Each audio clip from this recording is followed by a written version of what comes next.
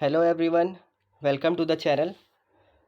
दोस्तों, पिछले जो भी 15 दिन के इम्पॉर्टेंट न्यूज़ थे उसके जो भी एमसीक्यू बनते हैं उसको लेकर हम आ गए अपने चैनल पर। चलिए देखते हैं, स्टार्ट करते हैं सीरीज़ को। दोस्तों, पहला क्वेश्चन है इलेक्ट्रिक पावर ट्रांसमिशन के ऊपर में। ठीक है, इसके संदर्भ में निम्नलिखित कथनों पर विचार कीजिए। निम्न धारा और अधिक वोल्टेज पर इलेक्ट्रिक पावर ट्रांसमिशन क्षमता अधिक होती है। दूसरा है जूल का पहला नियम बताता है कि ऊर्जा हानि धारा के वर्ग के समानुपाती होती है। तीसरा ऑप्शन है केबल की मोटाई को समायोजित करके ऊर्जा हानि को प्रबंधित किया जा सकता है, क्योंकि मोटे केबलों में ऊर्जा ऊर्जा की अधिक हानि का अनुभव होता है। इसमें से कौन सा सही नहीं है ये बताना है। ठीक है, इस चीज़ को हमेशा ध्यान रखेंगे। यहाँ पर चेक करेंगे एक बार कि हमको सही ऑप्शन बताने हैं या गलत। ठीक है, चलिए इसके आंसर को देखते हैं।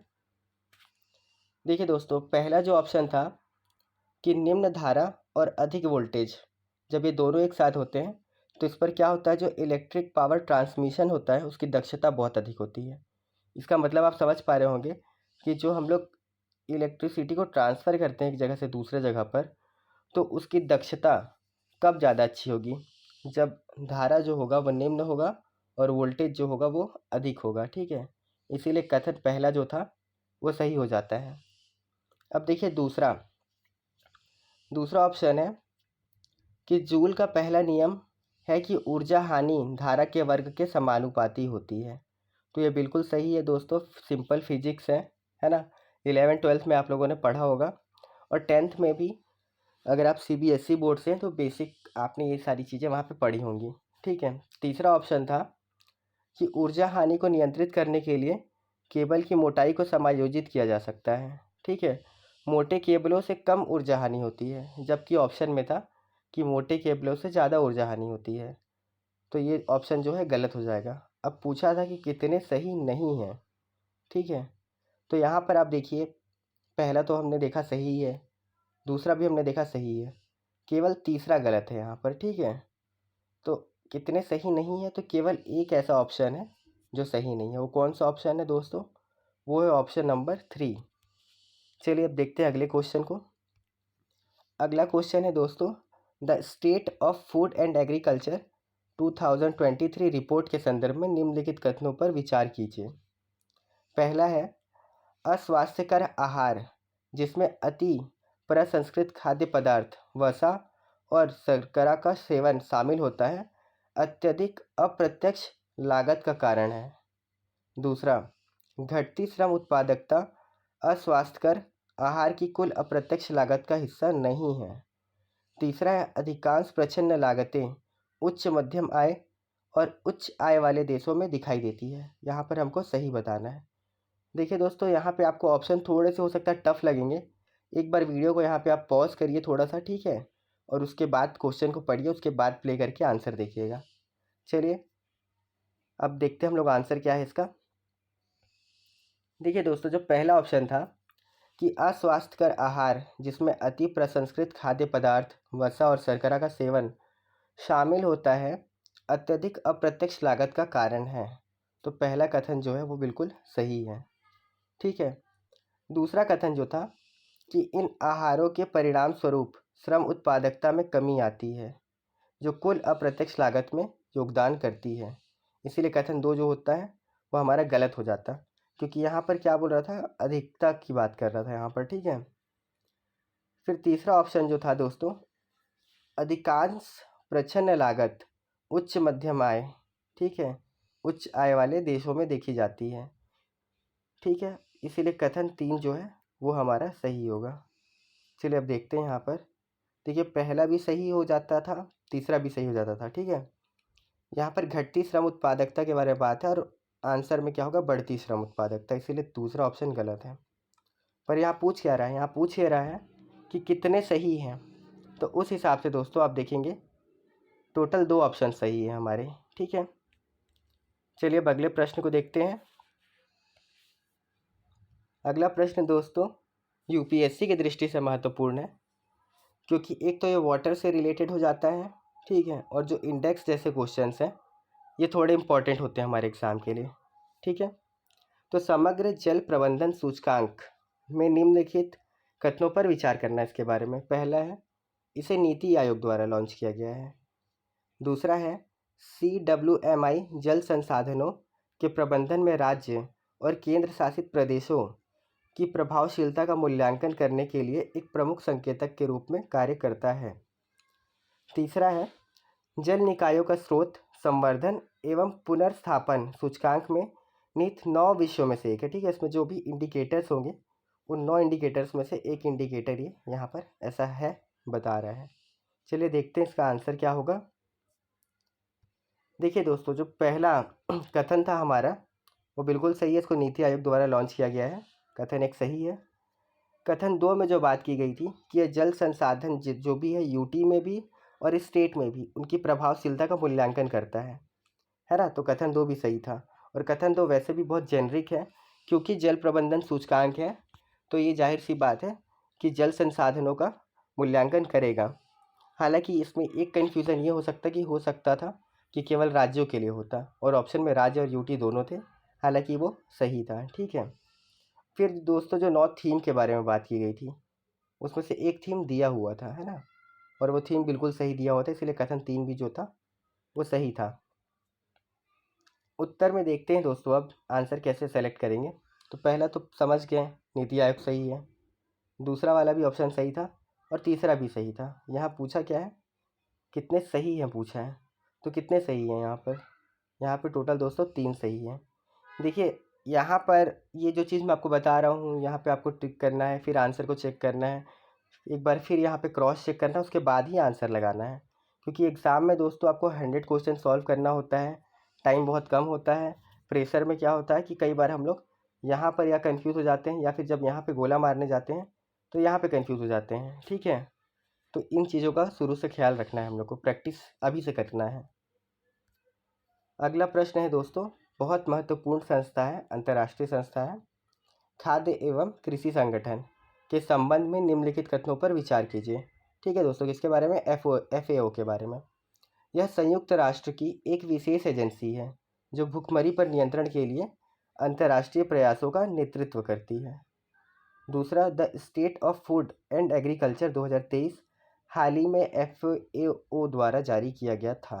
ठीक है, अब दोस्तों इस रिपोर्ट को आपने ऑलरेडी एक बार देख लिया था आपने। ठीक है, चलिए देखते हैं दोस्तों इसका आंसर क्या होगा। देखिए पहला बिल्कुल सही है कि यूनाइटेड नेशन का एक विशेष एजेंसी है, इसीलिए कथन 1 जो है वो सही है। दूसरा दोस्तों, जिस रिपोर्ट के बारे में बात किया गया है वो भी बिल्कुल सही है ना। और कुछ एडिशनल इन्फॉर्मेशन आप देखेंगे दोस्तों यहाँ पर, तो भारत भी इसका सदस्य देश है। ठीक है, टोटल 194 कंट्रीज़ हैं, है ना, जिसमें से भारत भी एक है जो FAO का मेंबर है। ठीक है, दोनों ऑप्शन सही है यहाँ पर, ये भी सही है, ये भी सही है। पूछा क्या गया है दोस्तों, सही पूछा गया है, तो सही आंसर होगा C, 1 और 2 बोथ। ठीक है दोस्तों, यहाँ पर देखिए कार्बन सीमा समायोजन तंत्र। दोस्तों आपने इन्वायरमेंट सेक्शन में हमेशा देखा होगा कि कार्बन से रिलेटेड जो भी इनिशिएटिव हैं, जो भी मेजरमेंट्स हैं गवर्नमेंट के या फिर इंटरनेशनल लेवल पर जो भी संस्थाएं काम कर रही हैं, तो उससे संबंधित जो भी मैकेनिज़म्स होते हैं उससे क्वेश्चन बनता है। तो ये एक मैकेनिज़्म है, इसको ध्यान से देखते हैं हम लोग। CBAM यूरोपीय संघ के फिट फॉर 55 इन 2030 पैकेज का हिस्सा है। ठीक है, CBAM का उद्देश्य यह सुनिश्चित करके कार्बन उत्सर्जन को कम करना है कि आयातित सामान यूरोपीय संघ के भीतर उत्पादित उत्पादों के समान कार्बन लागत के अधीन है। ठीक है, सही पूछ रहा है। चलिए दोस्तों इसका आंसर देखते हैं। यहाँ पर आप देखेंगे दोस्तों, जो पहला ऑप्शन था फिट फॉर 55 इन 2030 पैकेज, ठीक है, तो ये बिल्कुल सही है, इसके अंदर ही होता है। पर क्या है ये भी देख लेते हैं एक बार।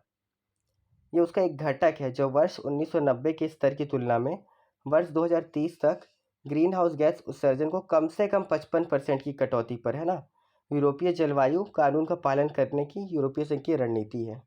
ठीक है दोस्तों, तो पहला ऑप्शन हमारा यहाँ पर सही है। दूसरा ऑप्शन जो था, इसका उद्देश्य यह सुनिश्चित करके कार्बन उत्सर्जन को कम करना है कि आयातित सामान जो भी होगा यूरोपीय संघ के भीतर उत्पादित उत्पादों के समान कार्बन लागत के अधीन होगा। ठीक है, तो ये दोनों ऑप्शन बिल्कुल सही है। यहाँ पर पूछा क्या गया था दोस्तों, सही पूछा गया था, आंसर सी होगा, बिल्कुल सही होगा ये। ठीक है, चलिए अगले प्रश्न को देखें। ये भी रैंकिंग दोस्तों हर साल जब भी न्यूज़ में आता है तो जो भी मैगज़ीन वगैरह होते हैं, न्यूज़पेपर होते हैं, सब इसको कवर करते हैं, इसीलिए यूपीएससी की दृष्टि से भी ये बहुत महत्वपूर्ण हो जाता है।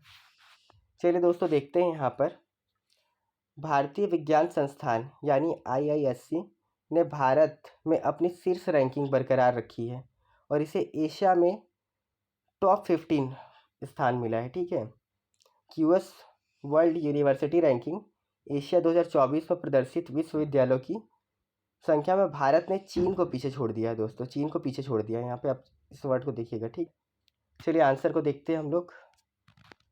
यहाँ पे देखेंगे दोस्तों, जो पहला ऑप्शन है वो यहाँ पर गलत हो जाता है। क्यों?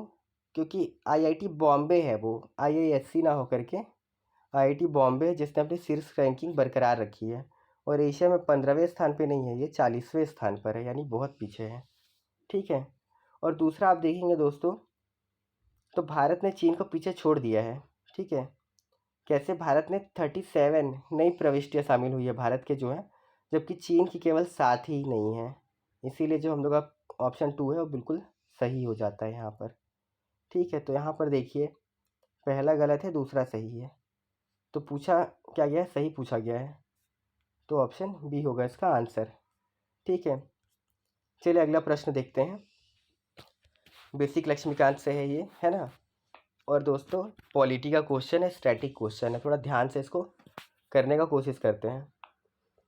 देखिए भारत में कोई निश्चित संसदीय कैलेंडर नहीं है, भारत में बोल रहा है। ठीक है, बजट सत्र संसद का सबसे लंबा सत्र होता है। ठीक है, 2 सिंपल स्टेटमेंट है दोस्तों, गैस करिए अपने हिसाब से, अगर आपको पता है तो सॉल्व करिए, नहीं पता है ट्राई करिए, अगर बनता है तो ठीक है, नहीं बनता है तो फिर हम लोग जो भी इसका स्टैटिक कंटेंट है वो देखते हैं। देखिए दोस्तों, जो पहला है कि भारत में कोई निश्चित कैलेंडर संसदीय कैलेंडर नहीं है, वो सही है। ठीक है, परंपरा के अनुसार है कि संसद की 3 बैठक जो होगी वो 1 वर्ष में 3 सत्रों में होगी। ठीक है, इस संविधान में ऐसा इसके बारे में कोई डिटेल नहीं है, याद रखिएगा, बहुत इंपॉर्टेंट पॉइंट है। हो सकता है यूपीएससी पूछे कि संविधान में तीनों सत्रों के लिए अलग अलग प्रावधान है या तीनों सदनों का जिक्र है, पर ऐसा कुछ है नहीं एक्चुअल में। ठीक है, इसीलिए कथन एक जो है वो सही हो जाता है। और देखिए दोस्तों, जो सबसे लंबा सत्र होगा आपका वो बजट सत्र ही होता है, पहला सत्र होता है, इसलिए कथन 2 जो है वो सही है। ठीक है, तो यहाँ पे दोस्तों दोनों ऑप्शन सही है, हमसे सही पूछा गया था, ऑप्शन सी होगा राइट आंसर। चलिए देखते हैं आगे। चुनावी ट्रस्ट योजना के बारे में है। ठीक है, महत्वपूर्ण है क्योंकि यूपीएससी के सिलेबस में सीधा सीधा मेंशन्ड है पीपल रिप्रेजेंटेटिव एक्ट। ठीक है, तो चुनाव से संबंधित जो भी न्यूज़ होता है, जो भी नए इनिशिएटिव हैं, चुनाव सुधार संबंधित हो या चुनाव में गड़बड़ी संबंधित हो, यूपीएससी की नज़र में हमेशा बने रहते हैं। तो देखते हैं दोस्तों ऑप्शन को। पहला ऑप्शन है चुनावी ट्रस्ट कंपनियों द्वारा स्थापित एक ट्रस्ट है। ठीक है, चुनावी ट्रस्ट जो है कंपनियों द्वारा स्थापित एक ट्रस्ट है जिसका एकमात्र उद्देश्य अन्य कंपनियों व्यक्तियों से प्राप्त योगदान को राजनीतिक दलों में वितरित करना है। ठीक है, यह योजना भारत निर्वाचन आयोग द्वारा अधिसूचित की गई थी। तीसरा है केवल कंपनी अधिनियम 1956 की धारा 25 के तहत पंजीकृत शेयर धारकों के लिए ट्रस्ट के रूप में मंजूरी हेतु आवेदन करने के पात्र हैं। यहाँ देखेंगे दोस्तों कितने सही नहीं हैं, यानी हमको बताना कि इसमें गलत कौन कौन से हैं। देखिए दोस्तों आंसर, तो जो चुनावी ट्रस्ट योजना है वो सीबीडीटी द्वारा चालू की गई थी, केंद्रीय प्रत्यक्ष कर बोर्ड द्वारा, ना कि चुनाव आयोग द्वारा, इसीलिए ऑप्शन 2 जो था वो गलत था। ठीक है, चुनावी ट्रस्ट का जो एकमात्र उद्देश्य कहा गया था, एकमात्र उद्देश्य अन्य कंपनियों और व्यक्तियों से प्राप्त योगदान को राजनीतिक दलों में वितरित करना है। ठीक है, तीसरा सिर्फ कंपनी अधिनियम 1956 की धारा 25 के तहत। ठीक है, तो यहाँ पर देखेंगे आप हर 3 वित्तीय वर्ष में नवीनीकरण के लिए आवेदन करना होता है, इसलिए कथन 3 भी है जो वो सही है। और चुनावी ट्रस्ट से संबंधित जो भी प्रावधान है वो कहाँ कहाँ है दोस्तों? आयकर अधिनियम 1961 और आयकर अधिनियम 1962 में है। ठीक है, चलिए देखते हैं अगले क्वेश्चन को। अगला क्वेश्चन दोस्तों इन्वायरमेंट स्पीसीज से है। चीता पुनः प्रवेश परियोजना के संबंध में निम्नलिखित कथनों पर विचार कीजिए। एक टाइम पे दोस्तों बहुत ज़्यादा पॉपुलर भी था न्यूज़, क्योंकि मोदी जी खुद गए थे वहाँ पर, है ना, और फोटो वोटो बढ़िया खिंचवा रहे थे। तो देखते हैं आगे। पहला ऑप्शन है दोस्तों कि भारत में CRP औपचारिक रूप से सितंबर 2022 में शुरू हुई ताकि चीतों की आबादी को बहाल किया जा सके, जिन्हें वर्ष 1952 में देश में विलुप्त घोषित कर दिया गया था। ठीक है, इस परियोजना में दक्षिण अफ्रीका और नामीबिया से मध्य प्रदेश के कूनो राष्ट्रीय उद्यान में चीतों का स्थानांतरण शामिल है।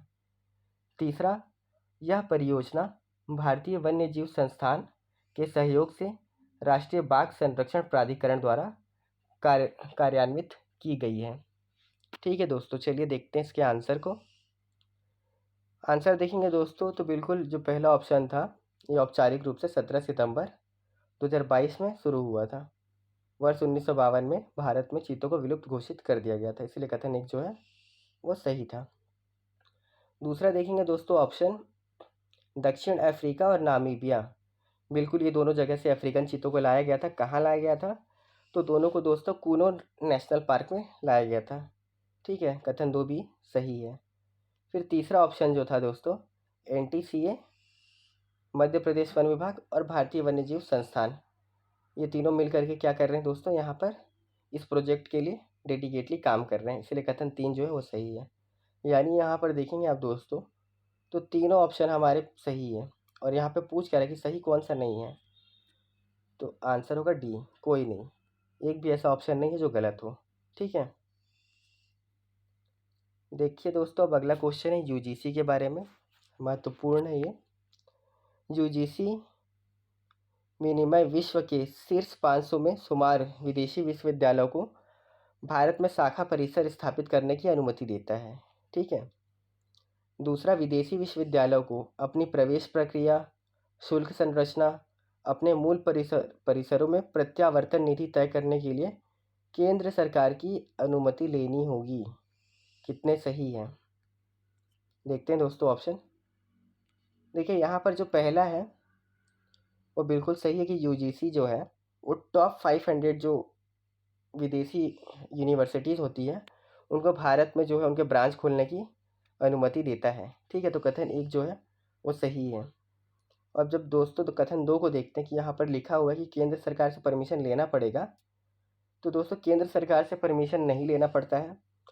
विदेशी विश्वविद्यालय जो होते हैं उनको स्वायत्तता होती है कि उनकी प्रक्रिया, प्रवेश प्रक्रिया क्या हो, शुल्क संरचना क्या हो। ठीक है, तो ये ऑप्शन दोस्तों गलत हो जाता था हमारा।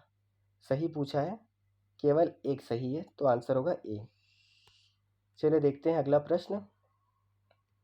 अगला प्रश्न है दोस्तों भारत इथोपिया संयुक्त व्यापार समिति के संबंध में निम्नलिखित कथनों पर विचार कीजिए। ठीक है, इथोपिया आप जानते हैं दोस्तों कहाँ पर है, अगर आइडिया नहीं है आपको तो अपना एटलस खोलिएगा और उस पर एक बार जाके चेक करिएगा। ठीक है, क्योंकि ये सब लोकेशन बड़े महत्वपूर्ण है हमारे एग्जाम के लिए। पहला ऑप्शन है दोस्तों भारत ने इथोपिया के एथ स्विच के साथ UPI को एकीकृत करने पर सहयोग के लिए इथोपिया को आमंत्रित किया। एथ स्विच इथोपिया में एक भुगतान प्लेटफॉर्म बुनियादी ढांचा है। ठीक है दोस्तों, एथ स्विच इथोपिया ग्रामीण विद्युतीकरण, चीनी उद्योग और रेलवे जैसे क्षेत्रों के लिए भारत के लिए दीर्घकालिक रियायती ऋण के सबसे बड़े स्रोतों में से एक है। ठीक है, कौन सा सही है बताना है। देखते हैं दोस्तों, यहाँ पे आप देखेंगे पहला बिल्कुल सही है, एथ स्विच प्लस UPI ये दोनों मिल के इथोपिया में एक भुगतान प्लेटफॉर्म के लिए काम करेंगे, है ना। इसके अलावा दोस्तों जो था ऋण के बारे में जो बात की गई है, तो इसमें ग्रामीण विद्युतीकरण, चीनी उद्योग और रेलवे जैसे क्षेत्रों के लिए $1 बिलियन से अधिक का ऋण शामिल है। ठीक है, तो कथन 2 जो था दोस्तों वो गलत हो जाता है, क्योंकि यहाँ पर भारत लोन देता है इथोपिया को, है ना, इथोपिया भारत को नहीं देता है, इसीलिए आंसर केवल होगा 1। ठीक है, चलिए देखते हैं अगला प्रश्न। वैसे ये उतना ज़्यादा महत्वपूर्ण नहीं है, लेकिन फिर भी क्योंकि न्यूज़ में है तो आपको जानकारी होना चाहिए इसके बारे में, है ना। आप ये ध्यान रखिएगा कि एथ स्विच क्या है, ठीक है। देखिए दोस्तों, अगला प्रश्न है, ये भी संस्था से रिलेटेड है और थोड़ा सा कुछ ऐसी संस्था है जो कम हाईलाइटेड है, यूपीएससी उनको पूछती ज़रूर है, इसीलिए इस पर थोड़ा सा ध्यान देंगे अपन। विश्व स्थानीय उत्पादन मंच, ठीक है, के संदर्भ में निम्नलिखित कथनों पर विचार कीजिए। WLPF WHO द्वारा दवाओं और स्वास्थ्य प्रौद्योगिकियों तक पहुंच बढ़ाने के लक्ष्य के साथ शुरू किया गया एक मंच है। दूसरा ऑप्शन, स्थानीय उत्पादन और सहायता इकाई WLPF सचिवालय के रूप में कार्य करती है। तीसरा ऑप्शन है, यह सदस्य राज्यों और वैश्विक समुदाय को गुणवत्ता सुनिश्चित स्वास्थ्य उत्पादों के पर्यावरण अनुकूल उत्पादन के लिए रणनीतियों को आकार देने हेतु एक नियमित मंच प्रदान करता है। ठीक है दोस्तों, चलिए देखते हैं इसका आंसर। देखिए दोस्तों, जो पहला विकल्प था कि WHO द्वारा दवाओं एवं स्वास्थ्य प्रौद्योगिकियों को बढ़ाने का जो लक्ष्य है उसके साथ शुरू किया गया एक मंच है, तो कथन एक जो है वो बिल्कुल सही है। दूसरा जो है दोस्तों, स्थानीय उत्पादन और सहायता इकाई, ये WLPF का सचिवालय है, कथन दो भी बिल्कुल सही है। कथन तीन के बारे में देखेंगे दोस्तों, यह सदस्य राज्यों और वैश्विक समुदाय को गुणवत्ता सुनिश्चित स्वास्थ्य उत्पादों के स्थानीय उत्पादन, है ना, के लिए रणनीतियों को आकार हेतु एक नियमित मंच प्रदान करता है, न कि पर्यावरण अनुकूल उत्पाद के लिए, इसलिए कथन तीन गलत हो जाएगा। क्योंकि यहाँ पर आप देखेंगे जब, तो यहाँ पर पर्यावरण अनुकूल उत्पाद की बात की गई है, जबकि वास्तविकता में ऐसा नहीं है। तो केवल दो हमारे जो विकल्प है वो सही है, इसीलिए हमारा आंसर हो जाएगा आंसर बी। चलिए अगला प्रश्न देखते हैं दोस्तों, इकोनॉमी से है, एनबीएफसी से रिलेटेड है ना। बैंकिंग वाला जो पार्ट है हमारा, बहुत रिपीटेड क्वेश्चन आते हैं बैंकिंग से इकोनॉमी में, आपको पता होगा, तो उसी से क्वेश्चन है, स्टैटिक है, देखते हैं। एनबीएफसी को जनता से मांग स्वीकार का मतलब होता है दोस्तों डिमांड डिपॉजिट। डिमांड डिपॉजिट स्वीकार करने से प्रतिबंधित किया गया है। एनबीएफसी भुगतान और निपटान प्रणाली का एक महत्वपूर्ण हिस्सा है। तीसरा ऑप्शन है, एनबीएफसी मुख्य रूप से बाजार ऋण ग्रहण एवं बैंक ऋण के माध्यम से अपने परिचालन को वित्त पोषित करता है। कितने सही है पूछा है, ठीक है। देखिए दोस्तों, जो एनबीएफसी है वो कंपनी अधिनियम के तहत गठित होता है, ठीक है। इसमें वो संस्थान शामिल नहीं होते हैं जिनका प्राथमिक व्यवसाय कृषि, उद्योग, वस्तु व्यापार, सेवा या अचल संपत्ति के व्यापार के अंतर्गत होता है वो, ठीक है। ये मांग जमा स्वीकार नहीं कर सकते हैं, इसलिए कथन एक बिल्कुल सही है। कथन दो जो है ये भुगतान और निपटान प्रणाली का हिस्सा नहीं है, इसलिए कथन दो जो था वो गलत हो जाता था। और तीसरा जो ऑप्शन है कि बाजार ऋण और बैंक ऋण के माध्यम से जो है इन अपना फाइनेंस करते हैं, तो बिल्कुल सही है तीसरा। उस हिसाब से दोस्तों आंसर क्या बनेगा, आंसर देखेंगे अपन, पहला जो है सही है, दूसरा गलत है और तीसरा सही है, यानी दो ऑप्शन सही हैं। और पूछा कितने सही हैं, तो ऑप्शन होगा, आंसर होगा बी, केवल दो। अब दोस्तों अगला प्रश्न है लॉस एवं डैमेज फंड के बारे में। लॉस एवं डैमेज फंड, निम्नलिखित कथनों पर विचार कीजिए। इस फंड का उद्देश्य जलवायु परिवर्तन के प्रभावों के कारण समुदायों, देशों और पारिस्थितिकी तंत्रों को हुई हानि की पहचान करना है तथा उसकी क्षतिपूर्ति करना है, ठीक है। दूसरा है UNFCCC कॉन्फ्रेंस ऑफ पार्टीज 26 में हुई व्यापक चर्चा के बाद UNFCCC के सदस्य देशों के प्रतिनिधि लॉस एवं डैमेज फंड स्थापित करने पर सहमत हुए हैं, ठीक है। सही पूछ रहा है हमसे, इसका आंसर देखते हैं दोस्तों। देखिए, इस फंड का उद्देश्य जलवायु परिवर्तन के प्रभावों के कारण जो भी पारिस्थितिकी तंत्रों को हानि हुई है उसकी क्षतिपूर्ति करना है, इसीलिए कथन एक जो है वो सही है।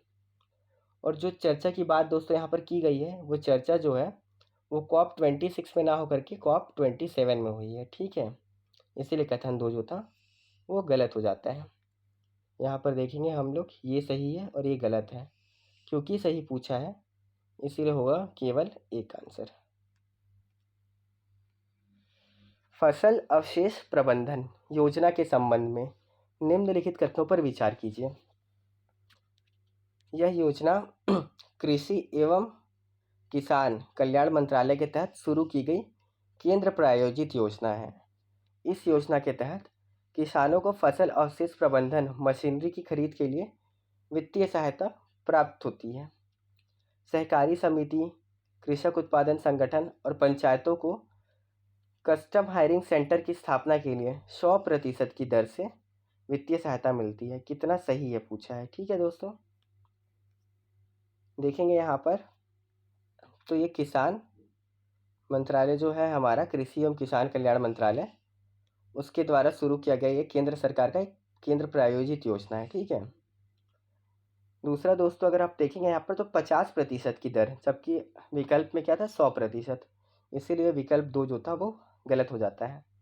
और विकल्प 3 जो है वहाँ भी 100% की बात की गई थी, तो कथन 3 भी क्या हो जाता है गलत, यानी केवल एक आंसर सही है। ठीक है दोस्तों, ये भी गलत है और ये भी गलत है। यहाँ पर 80% होगा। ये विकल्प बिल्कुल सही है, कथन 1, इसीलिए आंसर होगा केवल 1, क्योंकि हमसे क्या पूछा है, सही पूछा है। अब देखिए दोस्तों स्मार्ट सिटीज़ मिशन के बारे में, है ना। सूरत परियोजनाओं को पूरा करने फंड के उपयोग और समग्र मानदंडों में अग्रणी होकर शीर्ष प्रदर्शन करने वाला शहर बनकर उभरा है, यानी कि सूरत ने टॉप किया है।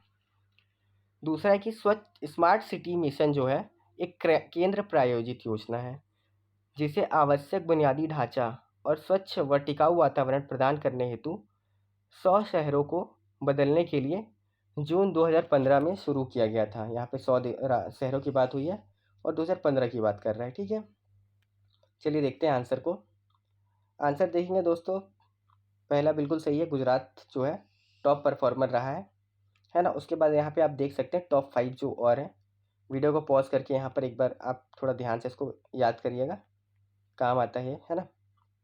और स्मार्ट सिटीज़ मिशन के बारे में जो है दोस्तों आप देखेंगे बिल्कुल 100 शहरों को टारगेट किया गया था और जून 2015 में इसकी शुरुआत हुई है। यानी विकल्प 1 और विकल्प 2 दोनों क्या है दोस्तों, सही हैं। हमसे पूछा क्या गया है दोस्तों, यहाँ पर पूछा गया सही कितने हैं, तो सही दोनों हैं, तो आंसर होगा 1 और 2 बोथ। अगला प्रश्न, रेशम उत्पादन, है ना, जिसको हम लोग क्या बोलते हैं दोस्तों, सेरीकल्चर भी बोलते हैं। इसके बारे में निम्नलिखित में से कौन से कथन सही है, चुनना क्या, हमको सही विकल्प चुनना है। तेलंगाना भारत के रेशम उत्पादन में अग्रणी राज्य है। ठीक है दोस्तों, तेलंगाना भारत के रेशम उत्पादन में अग्रणी राज्य है, जो वित्तीय वर्ष 2021-22 में कुल उत्पादन के मतलब जो टोटल उत्पादन हुआ था उसमें 32% का योगदान अकेले तेलंगाना करता है। ठीक है, वित्तीय वर्ष 2020-21 में चीन को पीछे छोड़कर भारत कच्चे रेशम का विश्व का सबसे बड़ा उत्पादक बन गया। ठीक है। तीसरा, केंद्रीय रेशम बोर्ड भारत में रेशम उत्पादन एवं रेशम उद्योग के समग्र विकास और प्रचार के लिए जिम्मेदार है। इसके आंसर को देखते हैं दोस्तों हम लोग। देखेंगे कर्नाटक जो है वो टॉप परफॉर्मर रहा है इस मामले में। ठीक है दोस्तों, ना कि हमारा तेलंगाना। ठीक, बाकी जो डाटा था 32% वो बिल्कुल सही था, लेकिन यहाँ पर कर्नाटक होगा, इसीलिए कथन 1 जो है वो गलत हो गया। दूसरा देखेंगे दोस्तों, मोस्ट इंपॉर्टेंट फैक्ट है दोस्तों, मोस्ट इंपॉर्टेंट फैक्ट है, क्योंकि भारत जो है चीन के बाद जो है भारत विश्व का सबसे दूसरा बड़ा उत्पादक है दोस्तों। सबसे दूसरा मतलब आप समझ सकते हैं, इतने सारे देश हैं पूरे वर्ल्ड में, और हम लोग अगर किसी प्रोडक्शन में किसी मामले में दूसरे नंबर पे हैं तो ये हमको पता होना चाहिए, है ना। तीसरा ऑप्शन देखेंगे दोस्तों, केंद्रीय रेशम बोर्ड के बारे में। इसकी स्थापना 1948 में हुई थी। ये वस्त्र मंत्रालय के प्रशासनिक नियंत्रण में संचालित है। ठीक है, और जो इसका काम यहाँ पर दिया गया था वो भी बिल्कुल सही है। ठीक है, यहाँ पे पॉज करके आप एक बार इसको अच्छे से पढ़ सकते हैं। चलिए चलते हैं अगले प्रश्न की ओर। अगला प्रश्न है दोस्तों भारत अमेरिका संबंधों के बारे में। वर्ष 2018 से अमेरिकी नेताओं के साथ प्रत्येक वर्ष 2+2 बैठक आयोजित की जाती है। भारत और अमेरिका ने 4 मूलभूत रक्षा समझौतों पर हस्ताक्षर किए हैं। कितने सही हैं पूछ रहा है।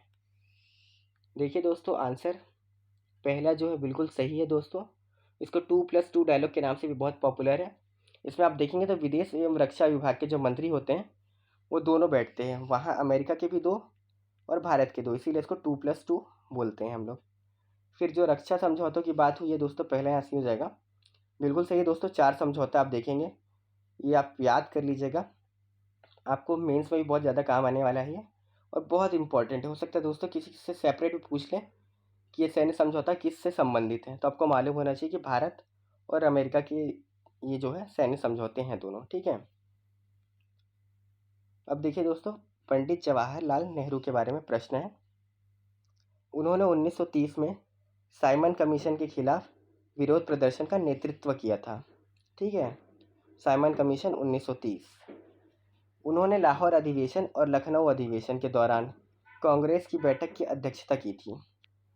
वह व्यक्तिगत सत्याग्रह के प्रथम सत्याग्रही थे। कितने सही हैं। देखिए दोस्तों, अगर आपने स्पेक्ट्रम बेसिक पढ़ा होगा तो आपके लिए इसको सॉल्व करना वेरी वेरी इजी होगा ये, है ना। चलिए इसका आंसर देखते हैं हम लोग। आप देखेंगे दोस्तों, नेतृत्व तो उन्होंने बिल्कुल किया था, पर 1930 में ना करके 1928 में किया था, है ना। और जो 2 अधिवेशनों की बात की गई है, लाहौर अधिवेशन और लखनऊ अधिवेशन, और ये दोनों अधिवेशन दोस्तों बहुत इंपॉर्टेंट अधिवेशन रहे हैं, ठीक है।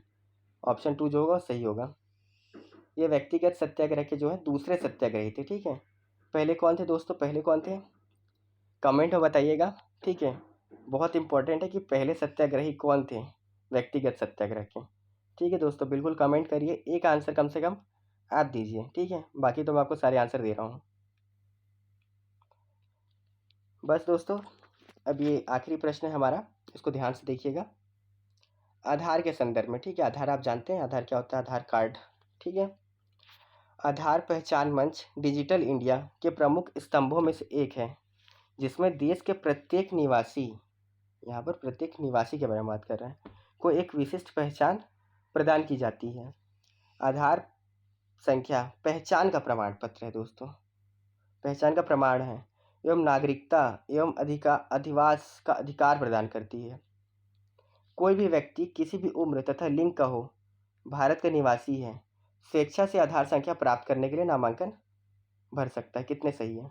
यहाँ पे दोस्तों देखिएगा, निवासी और नागरिक दोनों में बहुत अंतर होता है, ठीक है। चलिए आंसर को देखते हैं हम लोग। आपको पता है दोस्तों 12 अंक का होता है, आप में से सब बहुत सारे दोस्तों को याद भी होगा आपका आधार कार्ड नंबर। ये बिल्कुल डिजिटल इंडिया को सपोर्ट करता है दोस्तों, कथन एक बिल्कुल सही है। दूसरा जो है दोस्तों, ये नागरिकता या अधिवास का कोई अधिकार प्रदान नहीं करता, ये केवल पहचान देता है, इसीलिए कथन 2 जो है वो गलत हो जाता है। और कथन आप 3 देखेंगे दोस्तों, तो बिल्कुल अगर आप भारत के निवासी यानी भारत में आप एक लंबे समय से रह रहे हैं, चाहे आप कहीं के भी हों, जैसे अक्षय कुमार सर जो थे, कनाडा की नागरिकता लेके रखे हैं लेकिन रहते इंडिया में थे, है ना। सॉरी, कनाडा नहीं, स्विट्ज़रलैंड का रखा था ना उन्होंने, तो रहते तो भारत में थे, तो भारत के एक तरीके से निवासी हैं, ना कि नागरिक, इसलिए कथन 3 जो है वो बिल्कुल सही है इस बारे में जो बात की गई है यहाँ पर, ठीक है। ये बिल्कुल सही है दोस्तों, दूसरा गलत है, तीसरा सही है। कितने सही है पूछ रहा है, केवल 2 सही है, ठीक है दोस्तों। ये तो हमारी एमसीक्यू वाली सीरीज़ जो है ये कंटिन्यू डेली चलती रहेगी, आपको मिलते भी रहेगी, है ना। लेकिन दोस्तों इसके साथ 2 महत्वपूर्ण इनिशिएटिव चालू हुए हैं।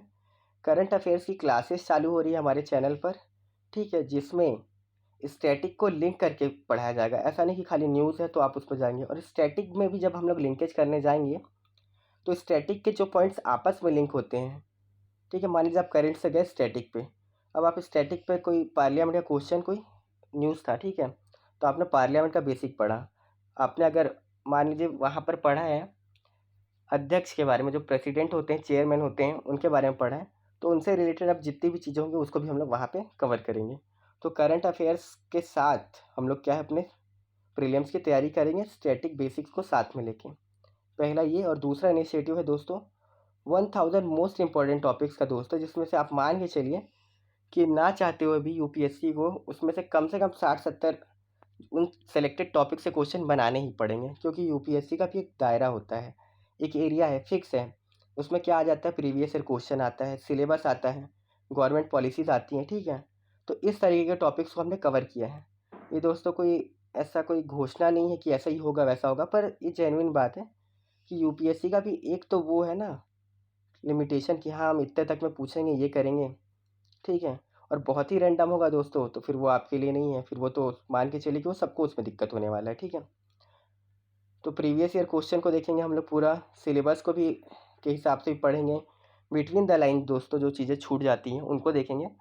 और सबसे इम्पॉर्टेंट चीज़ हम लोग ये कर रहे हैं कि जो कोचिंग्स वगैरह कवर नहीं कर पाती है, देखिए दोस्तों मैं किसी कोचिंग की आलोचना नहीं कर रहा हूँ, मैं किसी को बुरा भला कुछ नहीं बोल रहा हूँ, लेकिन फिर भी जो चीज़ें मिस हो जाती है खास करके हिंदी मीडियम के स्टूडेंट्स हैं, उनको हम लोग पूरा पूरा उस गैप को हम लोग फिल करेंगे ताकि आपका प्रीलिम्स ना रुके दोस्तों। इस बार 24 में आप फोड़ के आएँ। मैं ऐसा क्यों बोल रहा हूँ दोस्तों, मैंने बार बार इस चैनल पे ये बात बोली है कि अगर 10,000 लोग मेंस लिखने जाते हैं ना, तो उसमें से आप खुद देखिए कितने लोग हैं जो हिंदी मीडियम से और मेंस लिख रहे हैं, मैक्सिमम 500 दोस्तों। तो ऐसे में दोस्तों फाइनल सिलेक्शन कहाँ होगा? हमारे लिए मेन बैरियर जो है दोस्तों वो मेंस नहीं है, वो प्रीलिम्स है। तो हमको प्री को कैसे भी करके इस बार ना, हम लोग का पूरा फोकस यही रहने वाला है कि प्री तो फोड़ना ही फोड़ना है दोस्तों अपने को, ठीक है। और कुछ ऐसा नहीं है, सिंपल चीज़ें हैं, आप बस हम लोग के साथ फॉलो करती रहिए चीज़ों को, और धीरे धीरे हम लोग अपने नॉलेज को इन्हेंस करेंगे और अपने आप को इतना परफेक्ट बना लेंगे प्रीलिम्स के पहले तक कि जब एग्ज़ाम आएगा, एग्ज़ाम आपको पता है 26 मई को है ना, 26 मई 2024 को है। उससे पहले मान के चलिए अभी लगभग 180 डेज़ के आसपास कुछ बचे होंगे, ठीक है। तो अब अपने पास टाइम प्रॉपर है दोस्तों, बहुत टाइम है, हम लोग बेस्ट तरीके से तैयारी कर सकते हैं, ठीक है। ठीक है दोस्तों, अभी तो इतना ही रहेगा हमारा, है ना। बाकी मिलते हैं कल दूसरी वीडियोज़ में, तब तक के लिए बाय। पढ़ते रहिए दोस्तों, खूब मेहनत करिए। चलिए मिलते हैं नेक्स्ट वीडियो में।